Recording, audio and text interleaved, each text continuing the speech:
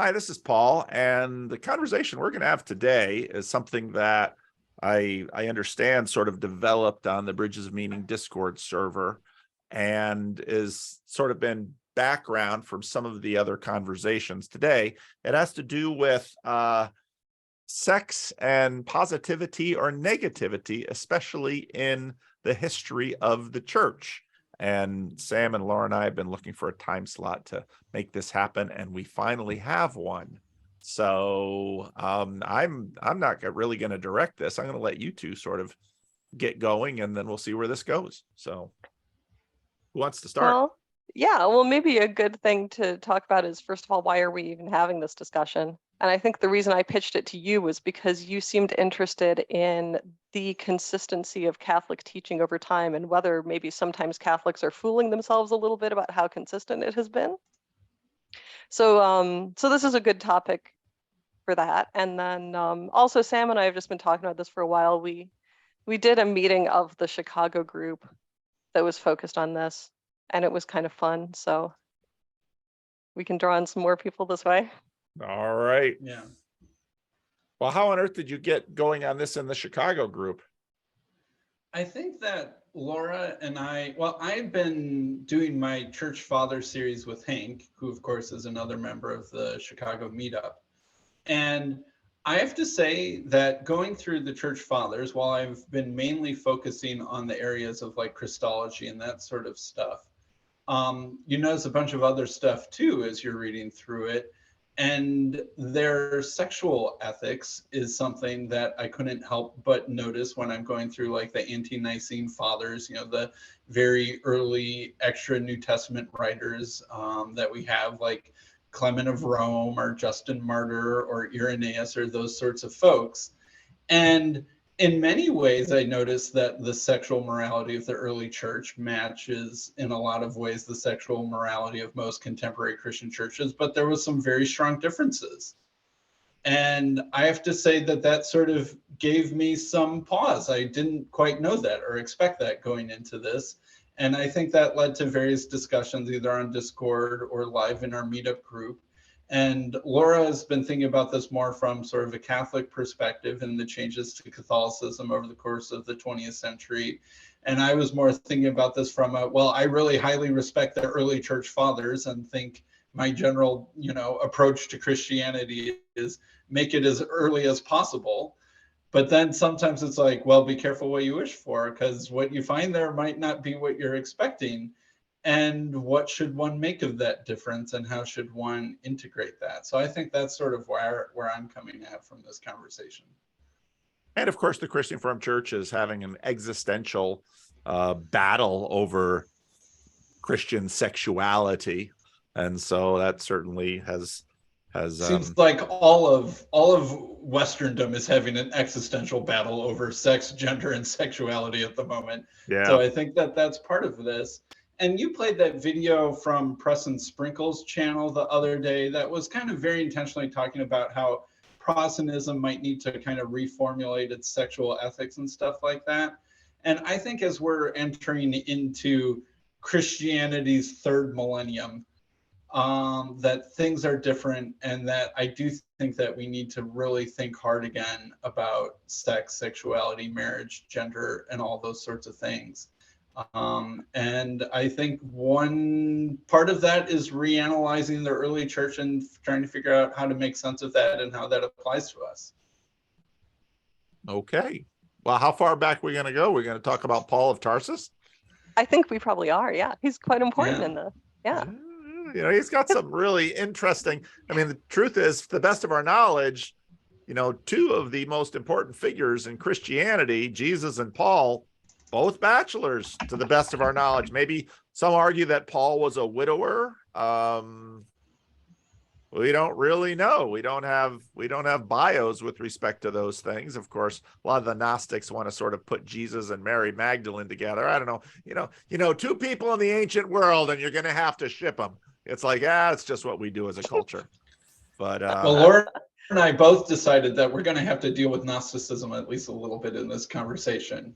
Yes, because every time I tell people what we're going to be talking about, because I've kind of done trial convos with other people before this, every time I explain to them what I want to talk about, they go, oh, Gnosticism.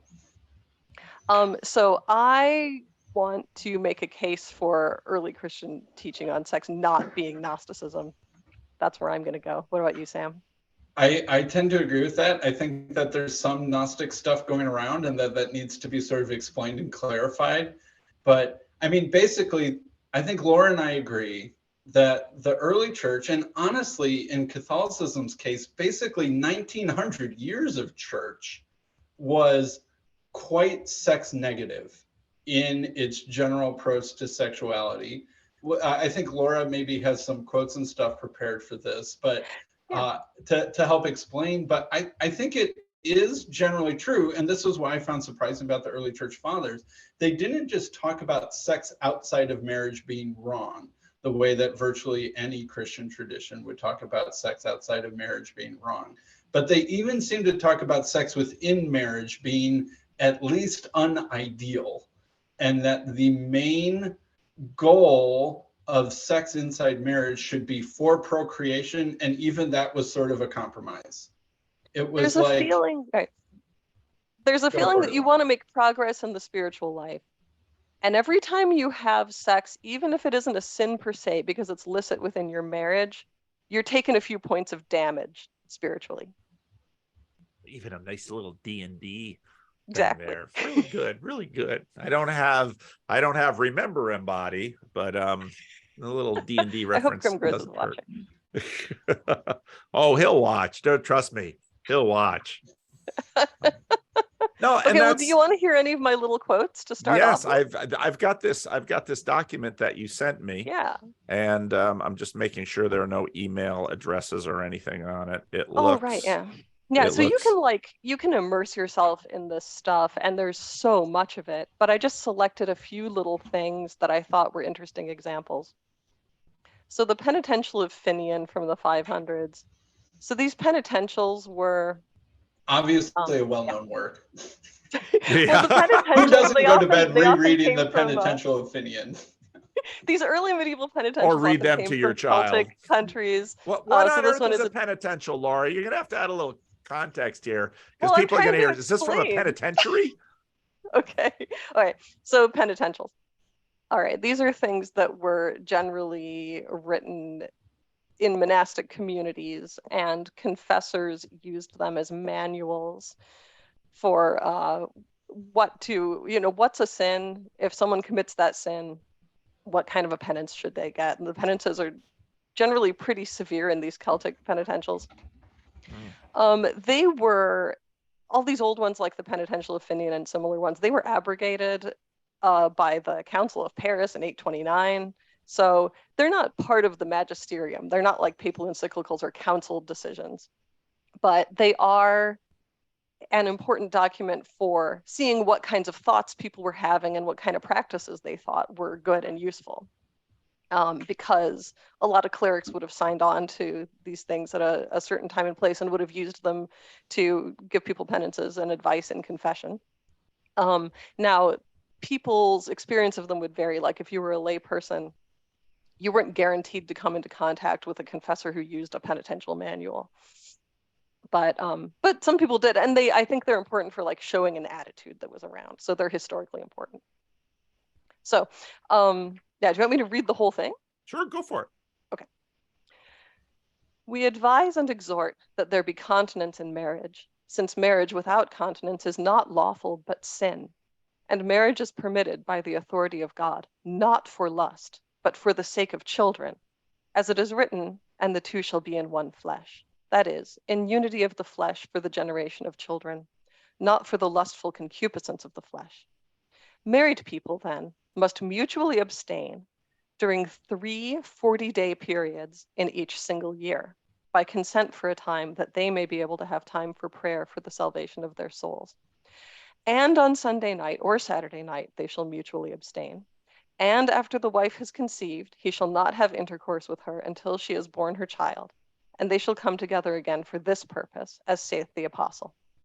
But if they shall fulfill this instruction, then they are worthy of the body of Christ, as by good works they fulfill matrimony, that is, with alms and by fulfilling the commands of God and expelling their faults, and in the life to come they shall reign with Christ, with holy Abraham, Isaac, Jacob, Job, Noah, all the saints. And there they shall receive the 30-fold fruit, which, as the Savior relates in the gospel, he has also plucked for married people. Downer So what for do the you think? weekend. If you told people in your church these days that it was really important for them to not have sex for 3 40-day periods every year, is that 120 days? I'm bad at math. That's a Three third chunks of the 40 year, days. basically. Yeah, that's a lot. Also not Saturday, not Sunday. Also not if the wife is pregnant. And why not Saturday and Sunday? Because you're supposed to be in a clean state for the Eucharist. Yeah. Yeah. Wow. That's why not Saturday and Sunday. It's not just arbitrary. It's Right. so that you can be in a pure state as you're approaching the Lord's Supper, and that having had sex recently contaminates that. I was wondering how you're going to navigate that sentence. Yeah, and that's there are connections to then the Old Testament too. That Yes. That the priests and stuff who are conducting sacrifices could not have had sex recently because that they need to be in a state of ritual purity. Yep. And now it's the same idea applied to the whole Christian community participating in the Eucharist. Yep. So little bit of looking towards priesthood of all believers there in that little commandment. Yeah. And so like if there are Protestants out there like, okay, Laura just read some super Catholic document, who cares?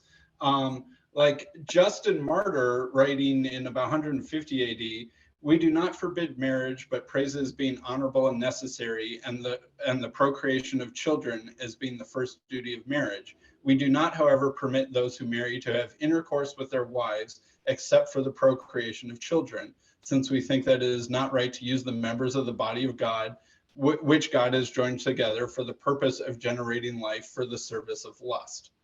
Like, okay, that's about as clear as it gets. And like I could read quotes from half a dozen other church fathers from the same early period, the 100s and 200s AD, who all without exception say the same thing, that sex is for within marriage for the purpose of procreation. And if you're not doing it for the purpose of procreation, it's engaging in lust. And basically various comments around that idea. Yeah, we should talk about the definition of lust, because when this topic comes up, I notice a lot of people tend to say, oh, well, lust is when you're not really doing it out of love and you see the other person as an object. I think the early church has a harsher or more expansive definition of what lust is, right? Lust it's basically sexual enjoyment of any kind. Yeah, you just want to get the enjoyment out of this act. Yeah. It's any sexual pleasure, according to the early church, seems to be lust.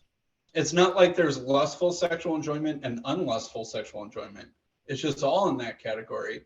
And that when you're engaging in the procreation of children, you're incurring a little bit of lust on you inevitably.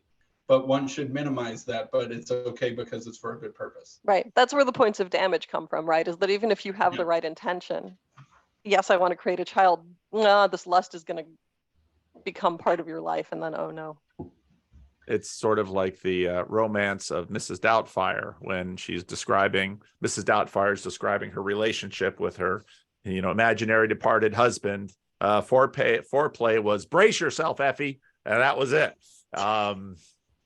So yeah, we're going to do this. We're going to really try hard not to enjoy it, even though we've been really trying hard not to anticipate enjoying it or to anticipate it. And yeah, this is a very different message from, let's say, some of the evangelical messaging, which was, before marriage, especially kiss dating goodbye, that whole thing, really, really pure. But boy, once you get into the club, it's going to be, rapturous.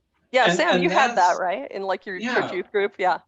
Growing up in my church youth group, or even when I was a youth group leader giving the sex talk to 13-year-old boys, this was the general message, is that, hey, sex is really great, really awesome, but it's even better if you save it for marriage, and you'll have even better sex than those, heathens out there who are participating too early.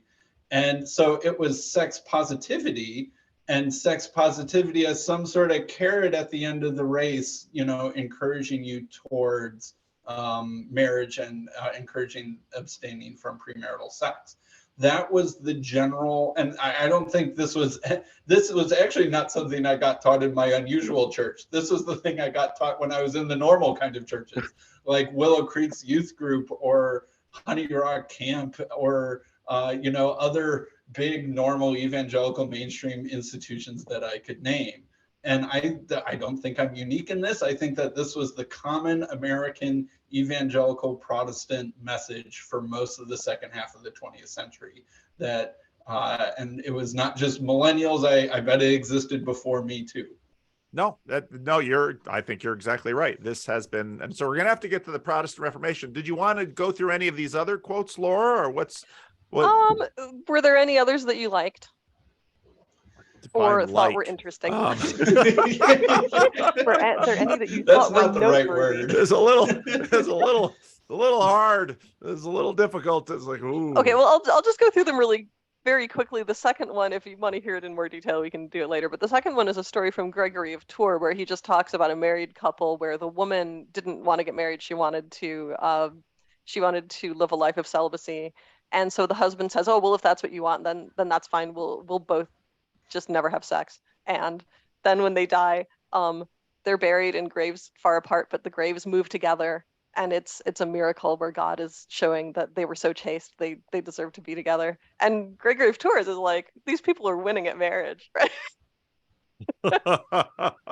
So in other words, you can't want it, but you get it as a reward if you don't want it in all the right way. No, they were dead. There's a higher love.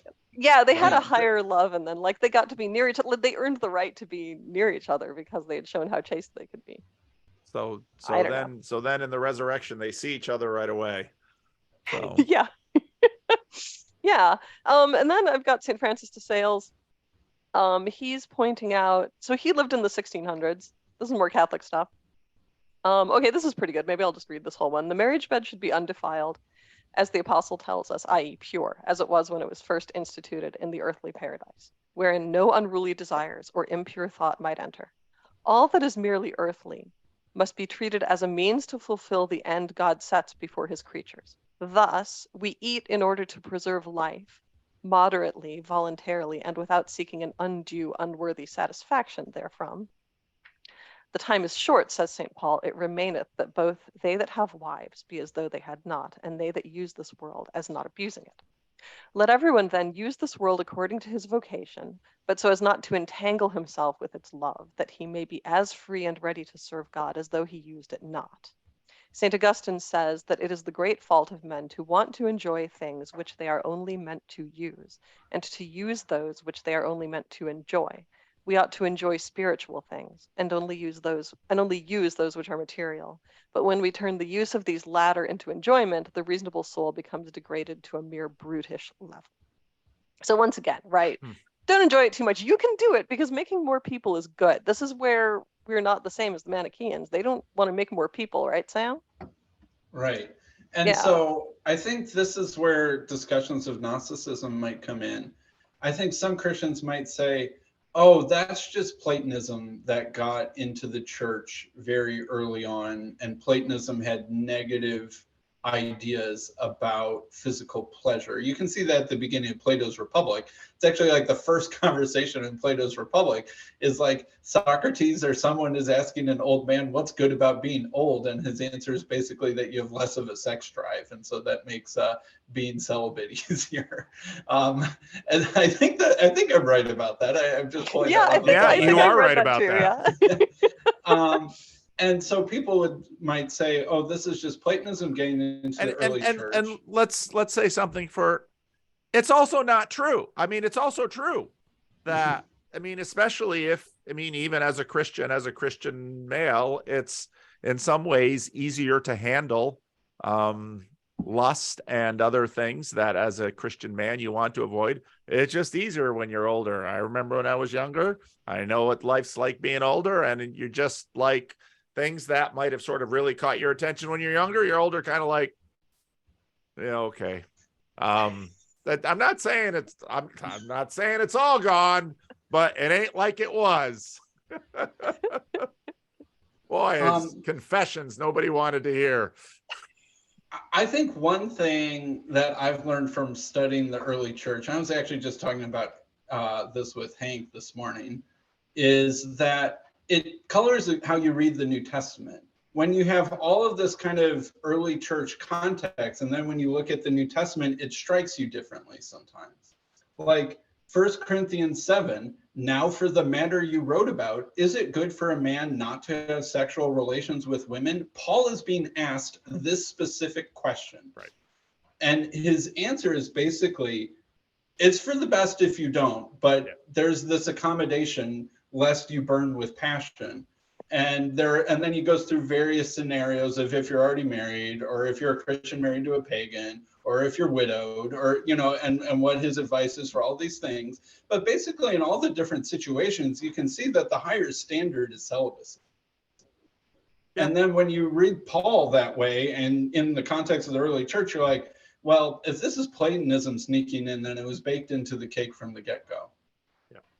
Yeah. And you can read Jesus saying, some have been made eunuchs by men, some have been born eunuchs, but this is not for everyone, but to those who can handle it, some have made themselves eunuchs for the sake of the kingdom of God. That was a paraphrase, but it's pretty darn close. Same general idea. There's this higher standard, perhaps not for everyone, of celibacy for the sake of the kingdom of God. And I think that the way to explain this insistence on sex negativity in the early church is not through the lens of Platonizing or Gnosticizing, but that I think the best explanation is that Jesus was celibate and that he was the standard of the early church, and that's the simplest explanation of where this comes from, that he both taught it and embodied it. And also that it's essential to the practice of Christianity that you are not trying to get what you want, right? You're not trying to use other people to get what you want. You're trying to override the thing that's in you that sees stuff and goes, I want that. And then goes for them, You certainly are not a disciple of John Piper.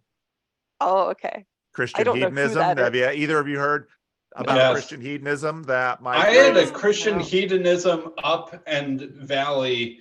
That was a dangerous drug for a while for me, about age 20, when I was reading Desiring God by John Piper and got all into it, and then crashed and burned on it. That was, I would not recommend Christian hedonism as a general way of life, at least the way that John Piper describes it. Really? Wow, but tell us about it, because I'm totally unfamiliar with this.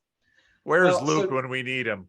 Yeah, so John Piper, next to Tim Keller, is probably one of the two leading figures of the Restless and Reformed movement. I would say that John Piper, Timothy Keller was certainly I think he was much more famous, probably sold more books. He was much more famous to the outside. I would say that John Piper was regarded with perhaps even higher esteem on the inside. He was Piper was Luther, Keller was Calvin. Right. And that John Piper was like the deep cuts, and he had this life motto, this thing that he openly called Christian hedonism, that the purpose of the spiritual life and the Christian life was basically more enjoyment. And obviously he would emphasize that our deepest enjoyment was in God, but his basic idea was that by becoming Christian, you would experience more joy in life, and that one should even track your progress basically along the path of Christian sanctification by your increased enjoyment of life. I have 2 copies of this book. Wow. Yeah. And as someone in a Christian fellowship at age 19 or 20 or something like that, I read that book and devoured it as a recommendation from my spiritual mentors and thought it was a really cool idea. Of course, it strikes a 19-year-old as a great idea. But then I kind of basically, once I got excommunicated from that Christian fellowship and kind of had like my dark night of the soul phase, this John Piperism has a weird form of backfiring. Like, okay, I'm feeling really sad. I'm feeling really maybe lowercase d depressed or blue. That suggests that there's something wrong with my spiritual life. I'm backtracking in spiritual progress. I'm slipping further away from God because of my, based on the fruits of my lack of enjoyment and growth towards enjoying God more fully all the time, or something like that. And it's almost like a weird kind of prosperity gospel sort of thing, which is a weird thing to accuse John Piper of because he doesn't like the prosperity gospel. But I would say it's almost like a prosperity gospel of sentiment or something like that. And that I think it's dangerous for a similar reason. And I certainly found it that way. Maybe you could say that that was not true Christian hedonism, but well, True Christian hedonism has never been tried. Right. Well, I tried it, and it was hard for me. I think that it made a difficult period of my life more difficult because of that. Okay, so Paul, this is really interesting. And Paul, you have been reading the Space Trilogy lately, right? Yeah. Because I was just reading it too, and I found things in it that were relevant to this very discussion. Yeah, you know what I'm going to talk about? Go on. Okay. No, I haven't gotten as far as you have, apparently. Oh, well. People keep like mailing me books, and then I keep finding books I want to reread. So keep going. Okay. Well, in Out of the Silent Planet, which is the first one, there's a part where he's talking to a Hross.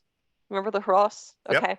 Yep. And they're talking about sex and whether the Hross society would ever have too many cubs. Because people are just recklessly going at it all the time, and the Hross is unfamiliar with this notion, right? And Ransom tries to explain that, well, where I come from, at least, if there's a pleasure, people want to do it again and again. And the Hross thinks for a moment, and he's like, wait, the thing that you would do to make children, you do it more than like once or twice? And he's really surprised. Do you remember that part? No, I haven't gotten there yet. I often listen to it when I'm going to sleep.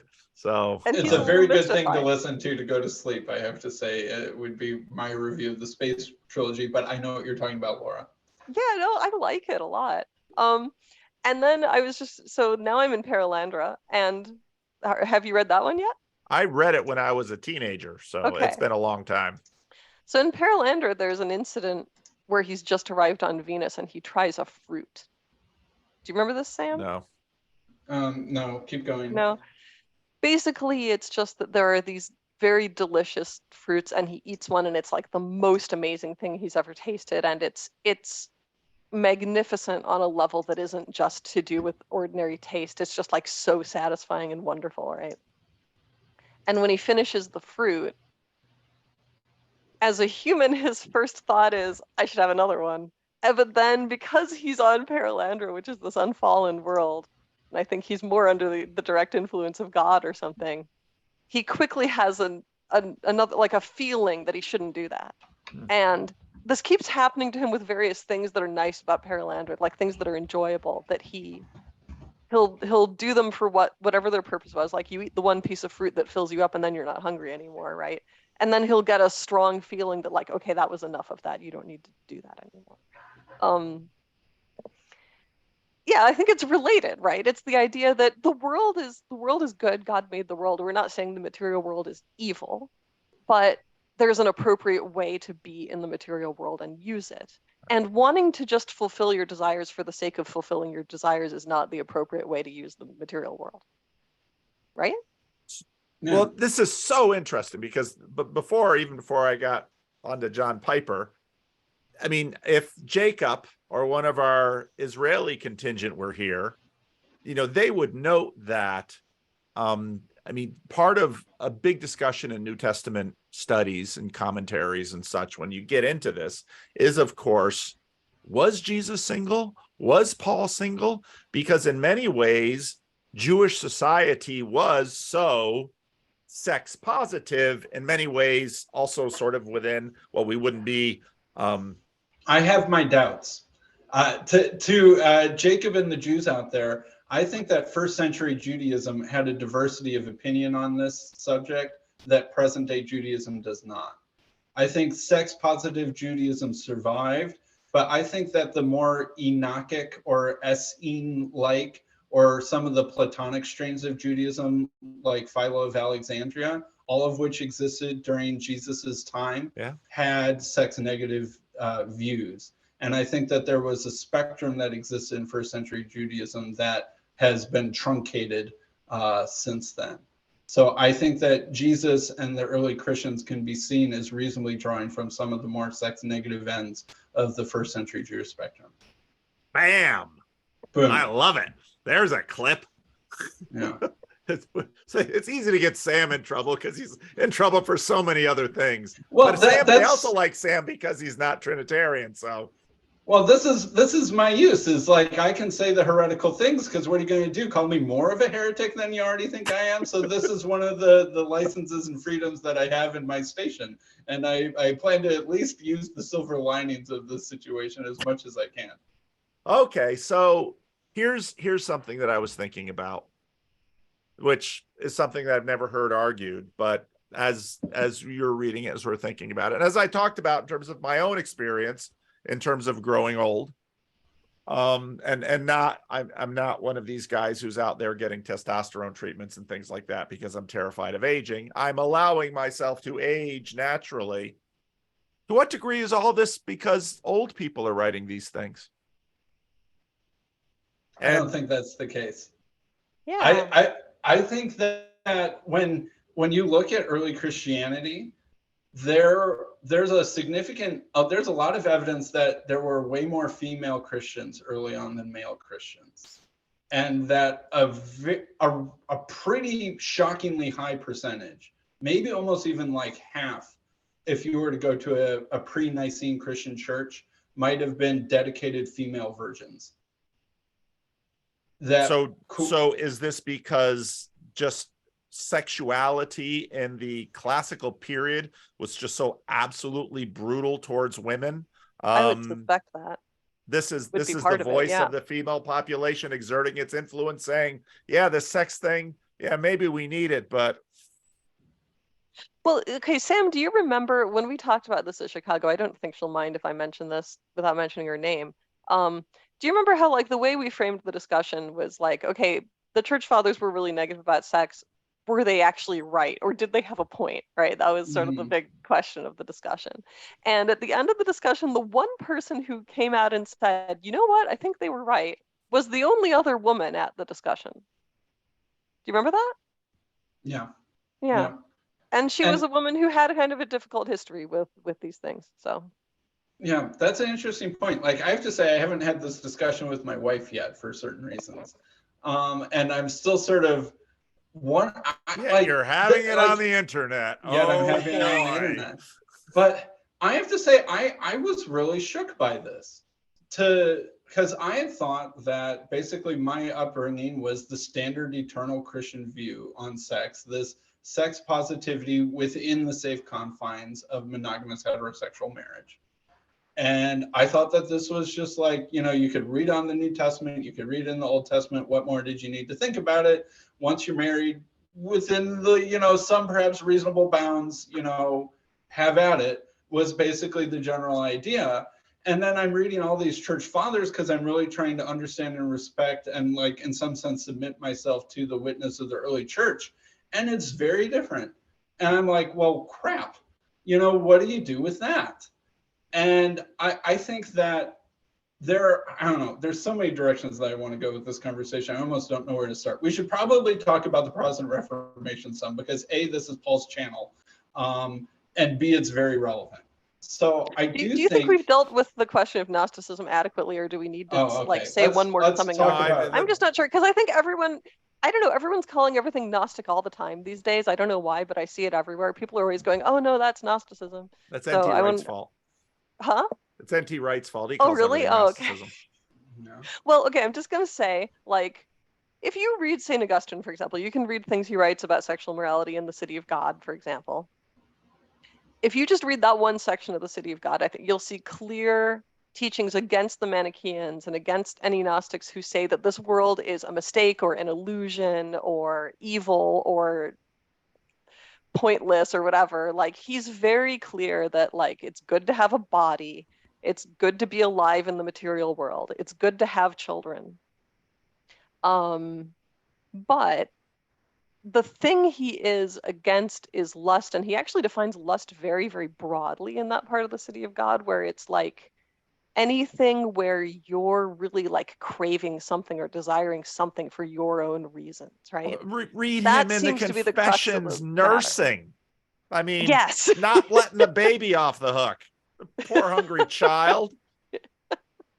You know, how greedily he nursed. Bad But isn't man. it also a baby looking daggers at another baby for nursing because Yes. it's envious? Yeah. Yes. Mhm. So yeah, some I mean, that's in deep. some more thoughts about Gnosticism. Like even Irenaeus, who wrote the biggest sort of takedown of Gnosticism in the early church, fully supports this view of sexuality. And Gnosticism tended to go in one of two directions on the sex question. One, complete abstinence, and that having children would be bad because you're just like dragging souls from the higher realm into this world, and why would you want to do that? That's a cruel thing to do. Or basically turning into sex cults, because it doesn't matter what your body does, It's because indifferent. your soul, right? Your soul is we already know that your soul is going to go back to the pleroma of the fully divine realm when you die. So what you do in this body, it doesn't affect your soul. So have at it. And you can see examples of both of those in the New Testament. Actually, it's not, you don't even have to wait for Irenaeus's day. In Revelation, we have, Gnostic sex cults, and then in First Timothy, you have Paul dealing with the everyone should be abstinent all the time question too. Yeah. And these issues are, if you read New Testament commentaries that are informing at least your Protestant pastors, I don't know what prep the Catholics are, if they just write their commentaries for things other than, I don't know. I'm not going to talk about what I don't know. That'll be a first.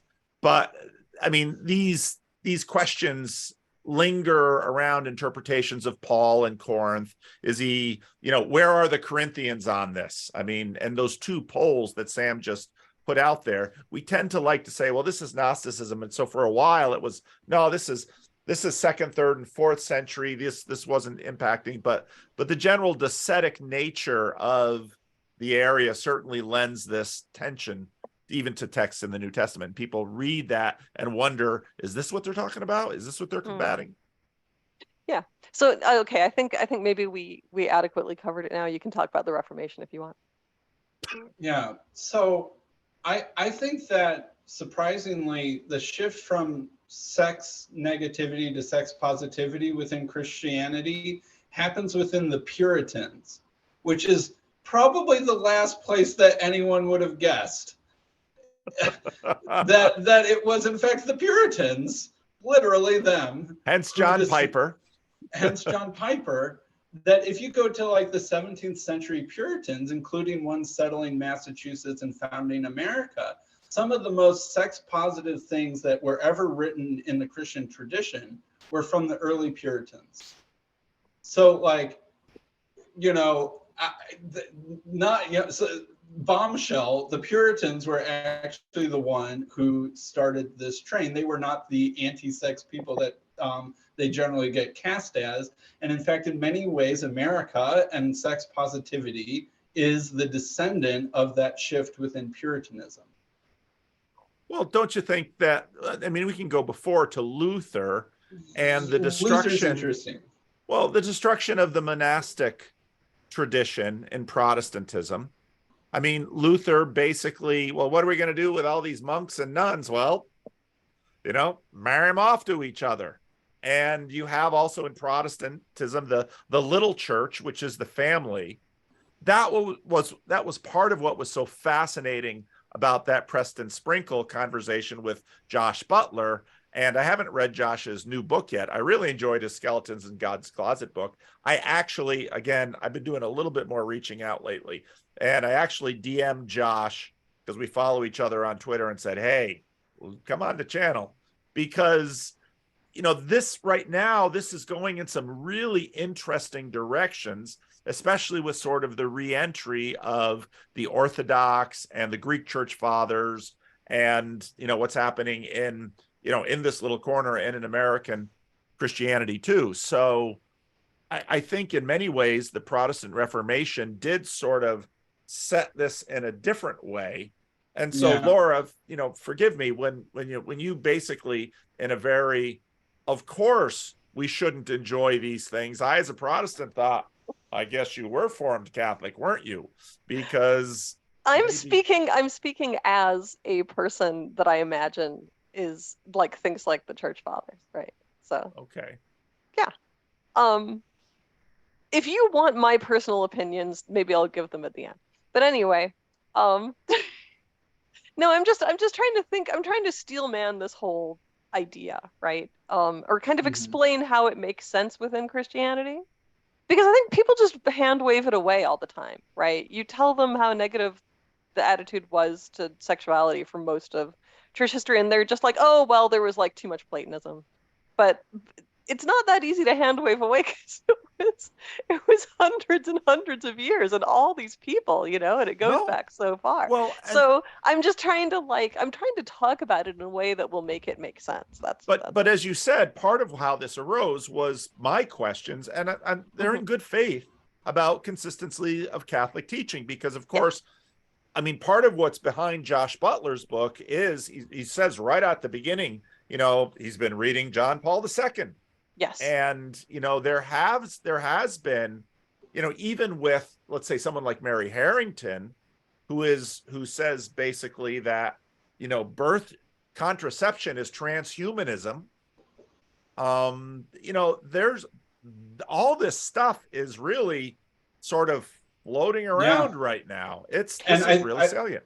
Yeah, I think you can see it in like secular IDW land with Mary Harrington, and who's the other lady? Louise Perry. Yes, that one, who's kind of very similar to Mary Harrington, and sort of this. Well, maybe the sexual revolution was a bad idea. I think that, as they say, and Jordan Peterson says this, our culture has never really had a serious conversation about the birth control pill. I think that Christianity still needs to have a more serious conversation about that. I think the Catholics are way ahead of the Protestants in that regard. And I think that a lot of American Protestants are just sleepwalking in post-60s sexual land and not thinking or noticing about how different their attitudes are on these questions compared to the vast majority of the Christian tradition. And that I think that when we are thinking about what this sort of third millennium Christianity needs to be in terms of its attitudes towards sex, as we're entering perhaps a post-Christian age or a negative world, as Aaron Wren would say, and certainly with all this, the rise of the alphabet attitude towards sex and gender and sexuality, there are some interesting approaches that a fully Christian sex negative attitude would have. Because I think that part of what, say, not picking on the Christian Reformed Church, but part of the issue that the Christian Reformed Church has in dealing with this question of gay marriage is that for 20th century American Christianity, the thing that I was taught is that sexuality is basically the rules around sexuality are basically divine commands, and that there are rules that we can interpret and read from Scripture that might have some purpose behind them, but the main reason is that we just follow it because it's the commandment. And that's very much the posture of the conservatives, right? But some of the rules might seem unfair to these people. Why do straight people get to enjoy sex, but gay people don't get to enjoy sex? That seems unfair. Those rules seem biased, and so maybe we need less biased rules. And we have a whole tradition of laying them aside for. Go ahead. One of the things I've been pointing out is that a possible advantage of the earlier negative view is that actually nobody gets what they want. Yeah. So you don't have some people complaining that the other people got what they wanted. Nobody gets what they want. That's what it actually say to the kids when they've been squabbling. It actually has an amazing way of dealing with the same-sex marriage question. Is that the sex negative view would basically say, why in the world would you want to get same-sex married? That will only draw you further away from God, because sex draws you away from God and you don't even get to have children. So what in the world would be the point of that? simple answer to a question. And like, oh, you think it's unfair that the same sex or that heterosexual people get married and homosexual people don't? Well, they have this difficult burden of raising children, and they have to be drawn away from God at least a handful of times in their life in order to accomplish that. So And they what have do to you live mean in a it's house unfair? with someone of the opposite sex, but still behave themselves really strictly, Yes. which is quite a so- burden if you're And trying so to do if the you penitential. feel you've sex been has made a always eunuch. been fruitless. So, I mean, and so then contraception basically makes all sex like gay sex. Mm-hmm. Yeah, Catholics say that all the time. Yeah. Although I have noticed that there's a fair amount of contemporary Catholicism which seems to have adopted sex positivity. Oh, like absolutely. If you listen to Pints with Aquinas and the Yeah. other sort of Catholic bro-land YouTube We're people. calling out other channels now. I'm calling Pints out with other Aquinas. channels. Calling Matt you Fradd. out. What's his name? Matt Fradd? Matt Matt Fradd, yeah. Yeah, we Yeah, shared a he's- Matt Fradd video. I wrote down Yeah, some he's the notes host from of it, Pints with Aquinas. Mhm. Yeah, and there's basically a video of him that's basically the, American evangelical thing of once you're in marriage, be respectful of your spouse and their limitations and desires, but other than that, have at it. And it'll this be would better also- if you hold back until you're married. But that's not traditional Christian teaching. I don't know what else to say. I will also mention here Michael Martin. He wrote a book called Sophia in Exile, which has a chapter about moving towards a different kind of sexual ethic than what we've had in the past. And it's very, very positive. It's a very positive vision. So if someone is interested in like a sex positive Catholic vision, that would be a book to read. So we're firing shots at the sophiologists now too. Take that, Well, sophiologists. I'm not taking a shot at him at all. Are you guys coming to DC to our little Catholic gathering where I'll be the Protestant out in the, shoot the Protestant end of July, outside of Washington DC. Michael Martin, and Spencer Clavin and I. Nice. Anyway, I'm not taking a shot at Michael Martin at all. I'm saying it's just it's a different view. Or then there's the kind of Christopher West popular theology of the body view that, sex is really great. It's to be enjoyed. It's for bringing people together. It's a celebration. It's fantastic. Like, be happy about it. But just make sure you follow the moral rules, which is actually kind of a difficult balance for a lot of people, I think. If you're told that you can't use contraception, but you're supposed to enjoy sex and have fun with it, that puts a lot of people in kind of a difficult position, actually. And I think another part of this is that in the past, when there wasn't contraception, the consequences of having sex was often the generation of children. And back when, for most of Christian history, it was kind of dangerous to have too many children. You could overstretch your family's resources if you had too many children. There were such things as famines. There was such things as limitations of resources. Like, a lot of people are talking about pronatalism now. It's easy to be pronatal in an environment where we have an abundance of food and almost complete security. And so a very pronatal attitude now is a relatively risk-free thing, unless you think we're going to overpopulate the earth and cause global warming. But back in the day, you could, not that you would cause global warming, but you could locally exhaust your resources or you could overburden your family's finances with too many children. And so if you didn't have sexual, well, yeah, that's true. But also, women hardly not ever to the point of childbirth. starvation. Yeah. Right. I was going to say, dining. Go ahead, Laura. Also, women hardly ever die in childbirth anymore. And speaking of that, I remember reading a blog post like 20 some years ago, so I'm not going to find it again, but I remember this person on a blog telling a story of their grandfather and how this person's grandparents had a really lovely marriage and they just loved each other and respected each other a lot.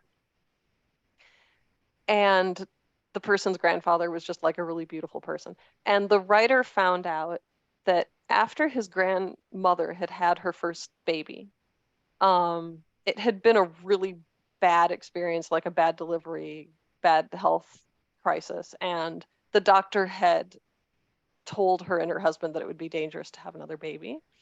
And because they didn't want to take any risks, they just never had sex again for their whole marriage. And but they were really happy together anyway, I think was the point of the blog post. So people can adjust to, all kinds of conditions. Well, have you seen the Father I Have Sinned conversation on my channel? Wait, maybe I have. Yeah. See, I saw that. Here, this man, he divorces his wife. He's estranged from the Catholic Church. And, at the end of his life, he's able to, you have the Josephite marriages where he and his second wife, he floats annulment and his kids are horrified. It's like, are you making us bastards? No, it's not like that. Oh, how isn't it like that? But so then he abstains from sex and, is working with his priest, the whole point, and is able to die in the bosom of the church. So, and I think there's, like many other subjects, there's so much that one could talk about with respect to something like this. And one of the things is that here's a dirty little secret. Some people don't enjoy sex for myriads of reasons. And many marriages, long-term marriages, wind up being sometimes involuntary sexual deserts. And some couples get to a point where, in terms of all the complexity of the thing, they're just not doing it. And I mean, if there's the human body and health conditions and all sorts of things can add way more layers of complication than the average teenage boy is capable of comprehending when they're thinking about the subject. No question about that at all. I know people who I know people who have, as a pastor, people feel the need to unburden themselves in sometimes ways that are unbidden. Verbally. Okay, just let me. I was wondering where you're going with that. No, they tell you their secrets. I'll say that. But and the sex lives, or that's a common area in which people need to talk. And so, as a pastor, you listen, and it's a complex situation out there.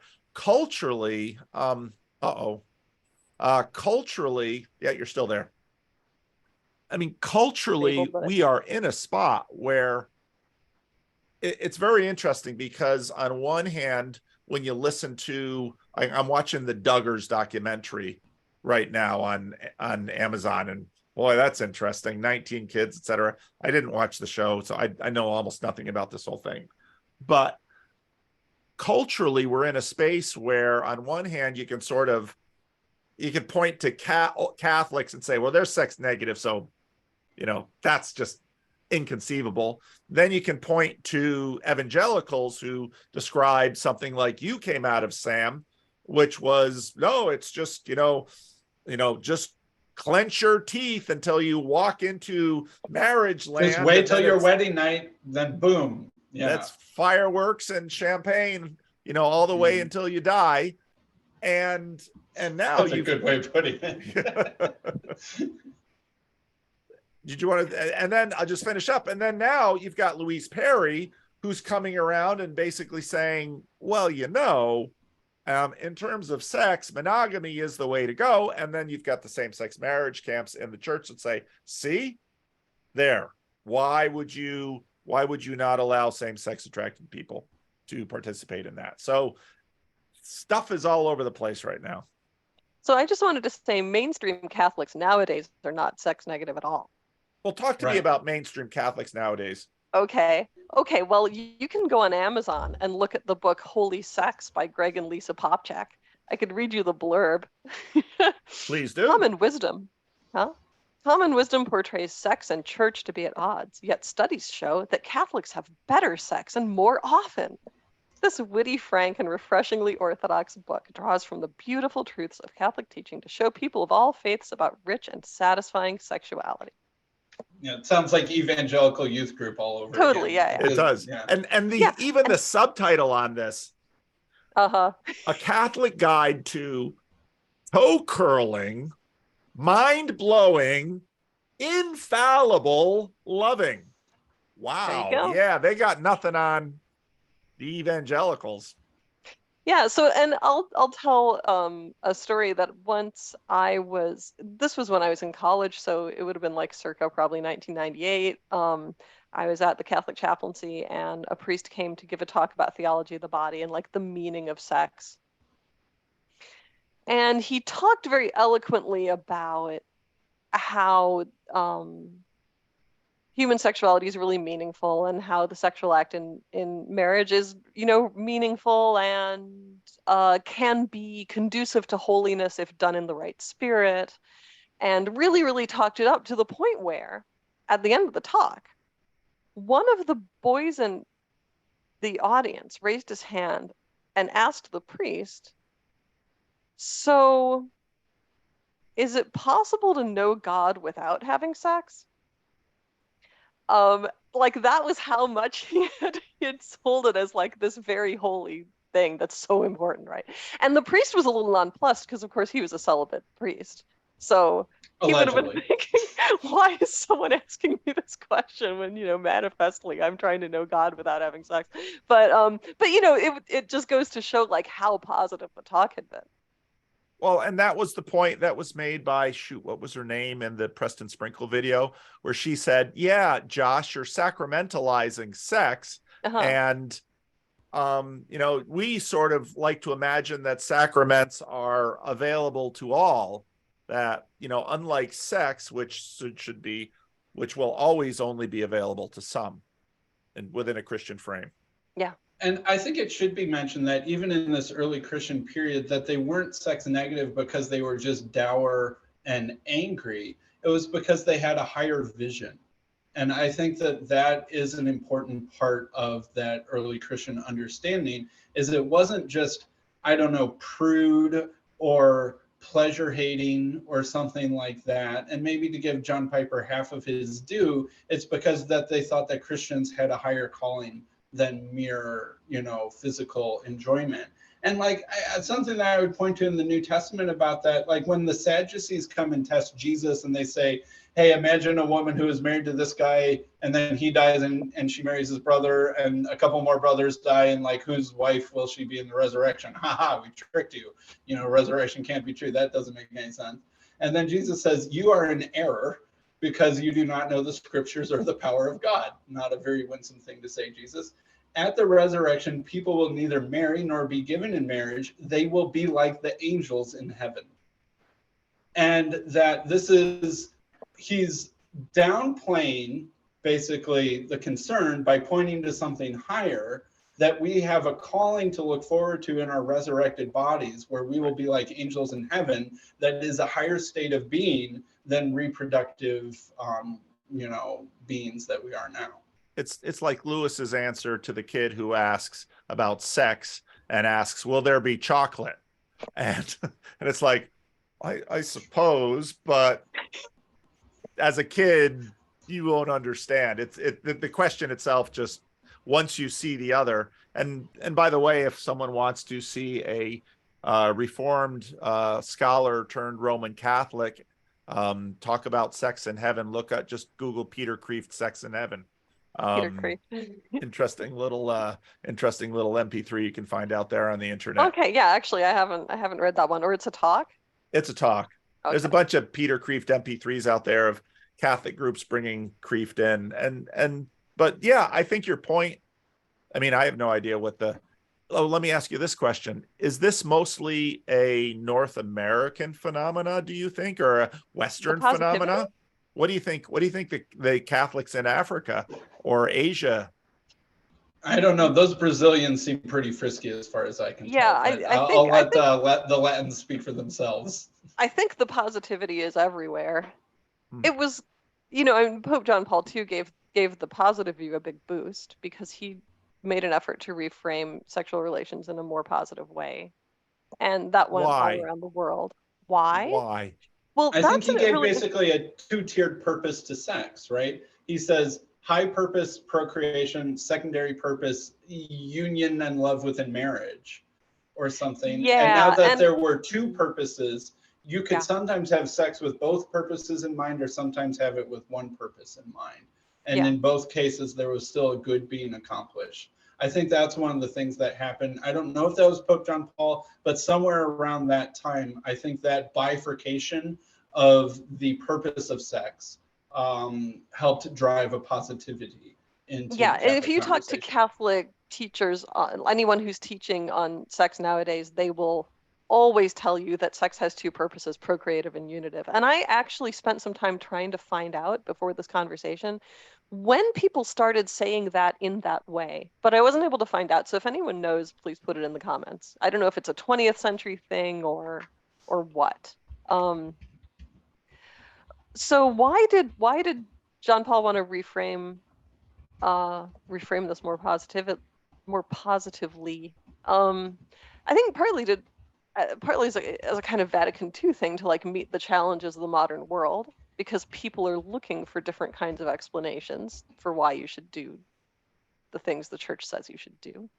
That would be part of it. And also because throughout the 20th century, people just seemed to want to take a more positive attitude, and so then it's a way of formalizing some of the principles of that. But then the question is, what was it about the 20th century that made Catholics want to go more positive? Apparently, And my question is, according to GPT, Pope Pius XI in the 1930s issued an encyclical letter called Casti Connubii, and my Latin is not great, which first started arguing this two-tiered purpose of sex. Okay. Yeah, so I wonder, though, if the big impetus towards more positivity came from the rise of psychology. What do you think? Yeah. Eamon's comment from his mentor that psychology is to the West as Islam is to the Islamic world still continues to ring in my ears. And yeah, the rise of modern psychology. Yes. And perhaps just the rise of individualism, therapeutic approaches to the self, and a post-Freudian world. I think all of these modernistic shifts, it would be maybe hard to point to any single one being the culprit.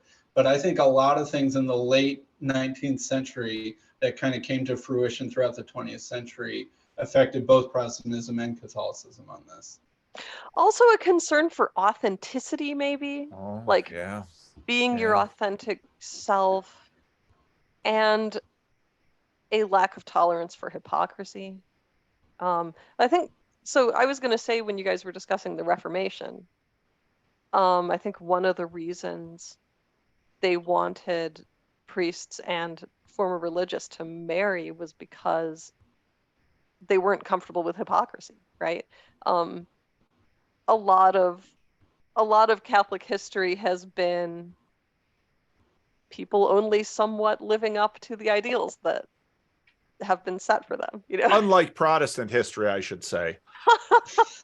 Just set the bar low enough and then you can live up to it.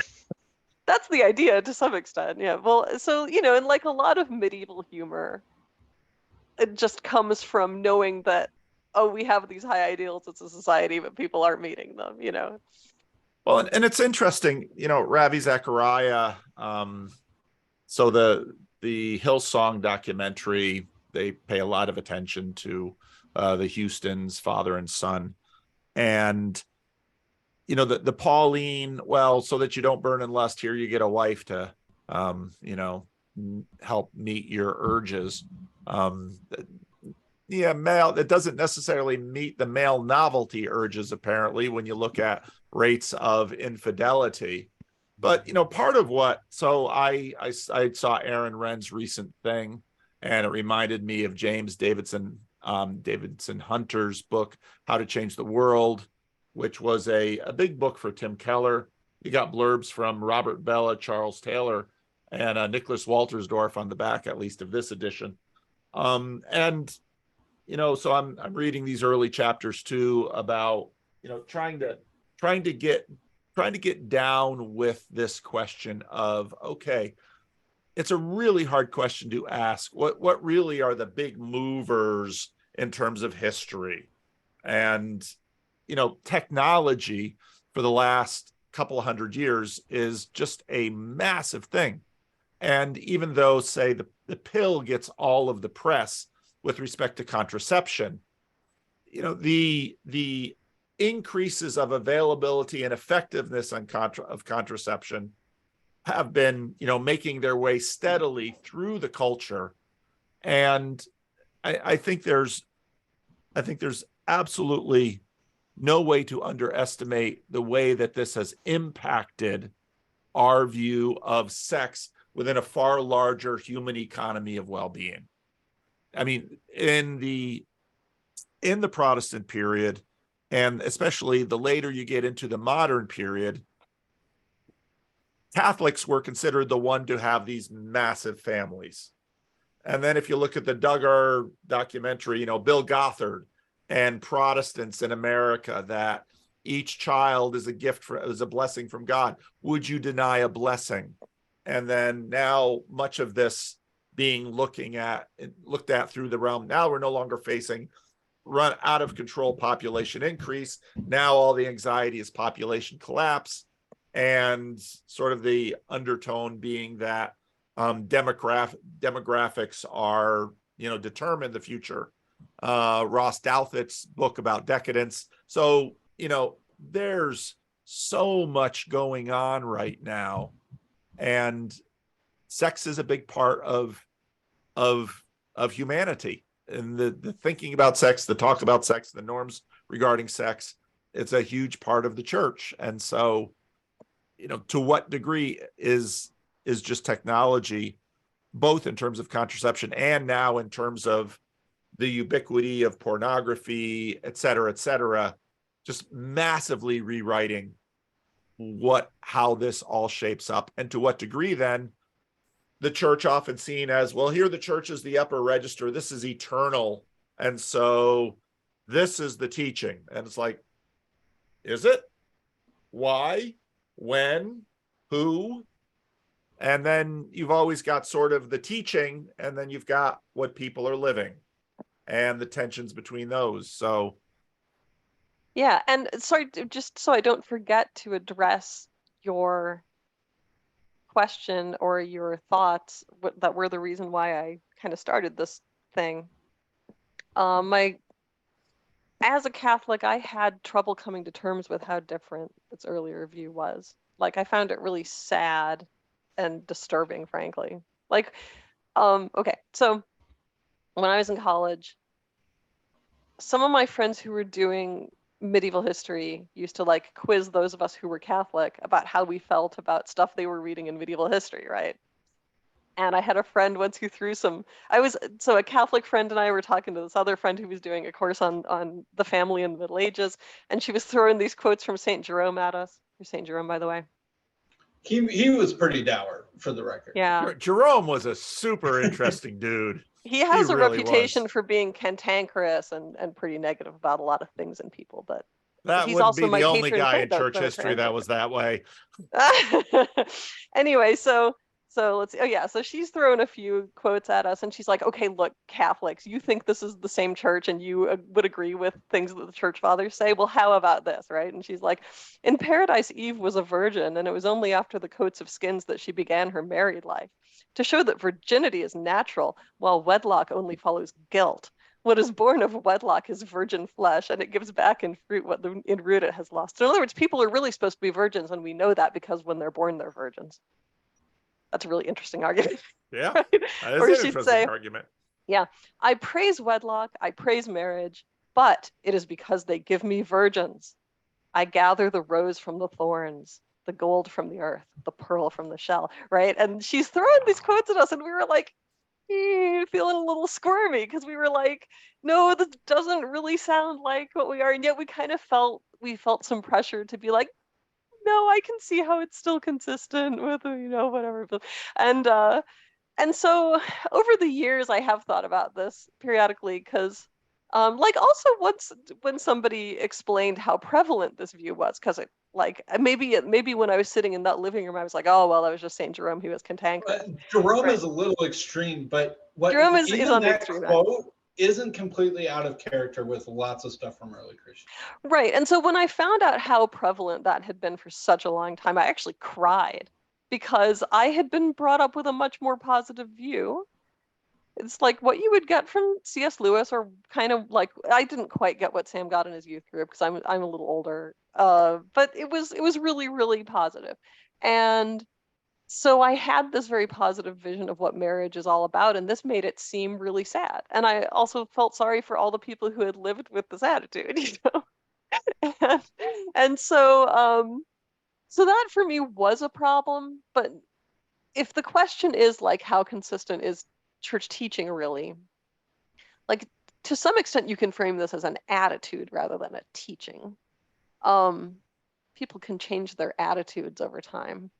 I think the basic rules, the basic idea of what sex is for and what is actually very basically appropriate to do is the same. It's similar enough that I still feel like I'm in the same church that has a basic consistency. But sometimes as Catholics, we're uncomfortable even with like minor inconsistencies, right? Because we have this feeling that like we've always been the same. We haven't. We've been you need to protect your enough, idea that the magisterium is infallible, basically. Yeah. And if there are too significant of changes, then it starts to threaten that idea. Yeah. Yeah. You know, another way in which obviously Protestantism, and I know I've gotten a fair amount of pushback, I think rightly so, on Charles Taylor's one speed, two speed conversation with respect to reform and the Protestant Reformation. It's also helpful to remember that a lot of this, and this I think is where the Puritans become interesting, because the Puritans really try hard to get everybody in the community one speed together on the same page. And I'm not saying the Catholics didn't, but no, they intentionally didn't. Even the word religious that Laura used earlier to describe nuns and monks is a clear acknowledgement that Catholicism has two speeds. And that's by design and not an embarrassment. And I think You're right, Paul, that Protestantism, and especially Puritanism, needed to have everybody on the same speed. And it also means that the one speed needs to be self-sustaining. Because, early Christianity, if it had a problem with its sex attitudes, there was a constant veering in the direction of nobody should have sex. Right. And you can see that in the Jerome quote. And there were constantly groups or teachers, some of them Gnostic, some of them not Gnostic, that would teach abstinence for everyone. And they tended to go extinct for some reason. But that was a constant thing that early Christianity was dealing with was, well, how do we sustain our ideal of virginity, but also have children and not go extinct? And this is so different from when you hear modern Christian conversations about pronatalism and how it's religiosity that's going to save the birth rate and prevent the human race from going extinct because we really like having babies. I'm sorry, I get where they're coming from, but that's not the way the early church sounded at all. And that I'm not saying that Christianity shouldn't be pronatal and that we shouldn't be in favor of families and children and stuff like that. But we're going to have to do it in a way that's honest with the Christian tradition and honest with the New Testament and honest with the core founding of our faith. And I don't see that being done very well currently. And that's part of, like, I don't have the answers, but I know that people are smoothing over some bumpy roads in this, and that they're not doing it in a way that is done with integrity to the Christian tradition. And we need to do that if we're going to move forward. So that's like, really, if I had to summarize my main point in this conversation, that's it. And I agree. It's important to me to be honest about what history is like, because, so Rod Dreher, for example, was saying in an interview that you played a clip from, that people accuse Christianity of having a negative attitude towards sex, but it really doesn't at all. It has a very beautiful and positive one. That's true some of the time. But if we're being honest, it's important to acknowledge how negative it has often been. Early Christianity would have been, yes, we do have a negative view of sex, and here's why, and we're owning up to it, right? And they would not have been embarrassed at that accusation. They would have been proud at that characterization. And the fact that we now feel embarrassed, we're like, oh no, we're not sex negative, reasons, explanations, is a sign of a huge shift within Christianity. And I think that we need to reckon with that in some way, and I'm not sure what that way is. I'm not just saying we need to go back to being sex negative, but maybe we need to do some more thorough integration and examination of understanding why that was the case, and to see what the wisdom is in that before we just throw that under the bus of the early Christians were more prude than we are, or something like that. Well, and I think a lot of this has to do with, so I was on the Unguarded with Thaddeus Russell. I haven't played that on my channel yet, but I did a conversation with him. He had questions about the Gospel, the book of Matthew. And then he asked a whole bunch of questions that were sort of the generic questions that you ask a Christian minister when you get one there. And obviously sex will come up. And, and so within the Christian Reformed Church, I've really been working the ideal argument to say, okay, I think one of the best ways to go about this, because as a pastor, I have to deal with this practically for people. And you've got people who've been sexually abused as children. That has impacted their view. You've got people who have never been kissed and will likely never be kissed their whole life. So they are never going to participate in anything sexual in a Christian way. And so you have to deal with them. You have married couples. You have people who come to marriage with long sexual histories. You have people who come to marriage as virgins. I mean, it's all over the place. And now we have the same-sex marriage conversation. So I think the frame of reference of an ideal sort of helps bring a degree of order to this thing. And so then what you do is pastorally is you try to admonish and help people move them towards the ideal. But this particular point you guys are making is really fundamental within that, because the question is, okay, what in fact is the ideal with respect to sex? And often sex is really a hair's breadth when it comes to the Apostle Paul from flesh. And so now, even though we can say, okay, Gnosticism over there, so we get some of those jitters and we worry, okay, well, how embodied are we and how good is this creation? And that gets then brought into Augustine and so many other things. I know you got a hard out in 10 minutes, right, Sam? 20 minutes. Oh, okay, good. Yeah. All right. So this is a big deal. And not just with respect to specific practices that the church teach. And again, as Sam notes, many communities in terms of the Christian Reformed Church have a real practice, and I want to be careful with this because I don't think it's a bad practice of sort of filtering through the Bible, loosening all the commands, and say, well, here are all the commands, and bang, there's one, so here's the rule. There's value to that approach to approaching Scripture and approaching life. There are also other issues to be talked about, but now when we're talking about ideals, which I think is helpful in this highly complex frame, this question, as you guys posed it, so what is the ideal? And I think you said is the ideal celibacy, or is the ideal a beautiful monogamously married heterosexual couple with children? Right. And therefore is the dividing line, well, the dividing line is your capacity to meet the ideal. Ooh, that rubs egalitarians the wrong way. And then, of course, the same-sex conversation flows right out from that. Right, because I get in two-tier purpose land, you could say, okay, well, fine. Well, what's wrong with homosexual marriage? Okay, it doesn't achieve purpose number one, granted. It achieves purpose number two, though, if you can draw a monogamous couple closer together through, sexual bonds. And you've already said that that's a good thing to do. Well, okay, not everyone gets to accomplish purpose one, but the vast majority, say 95% of marriages will. And so then we have some people that are only accomplishing purpose two, but what's wrong with that? I don't know what the solid answer to that objection would be. Maybe it's something like, well, you only get to have purpose two if it's at least possible for you to accomplish purpose one, in theory. And then it's like, well, what about infertile couples? What about couples past the age of procreation? What about couples where the wife is pregnant?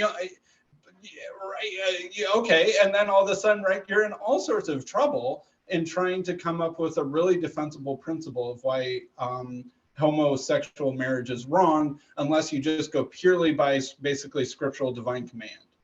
And I think that when I look at the early Christian community, they were mostly motivated in this valorization of virginity by the idea of the spiritual transformation and unity and union with God that was on offer in Christendom, and that was the organizing principle out of which the valorization of virginity flowed.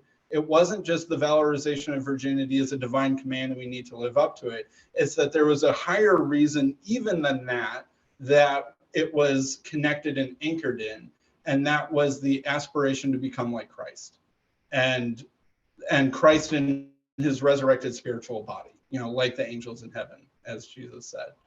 And that it was that transformation that was sort of, Tom Holland used the metaphor. He was talking with N.T. Wright on Unbelievable that one time. That was my first Tom Holland exposure, where he talked about the depth charge that sort of has been rippling and rippling and rippling. The depth charge that was underneath the valorization of virginity was the idea of the spiritual union of humanity with Christ.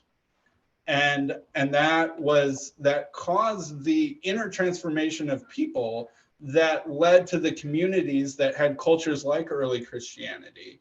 And I think if we're going to have anything like a renewal of Christian sexual ethics that can meet the challenges of the third millennium, it needs to be rooted in something deeper than just questions around sexuality. And that, I think, is something that Christianity is struggling to articulate and is almost kind of lost. I won't say it's completely lost. I don't think that's true. But I think that's really the challenge, is to come up with the invigorating ideal that is deeper than the question of sex itself, that shapes the question of sex. That's a really good closing statement, I think. That was really good. That was very good. I thought that was excellent. So Well, thanks. Should we maybe just that's leave a it there? good way to end. Yeah. So thank you all for watching. I'm sure none of you will have any opinions about anything we've said during this. Oh, and also nothing that I said during this should be construed as advice. Certainly no medical advice or legal Definitely, advice. no. And I expect that we'll hear leave a comment, as I always say. Go ahead. I'm sure And if you we'll like read them. conversations with this, join the Chicagoland Meetup, and you can talk with me and Laura about all of these things if you're in the area. It's always better in person. All right, I'm going to end the recording. Don't you two go away. Okay.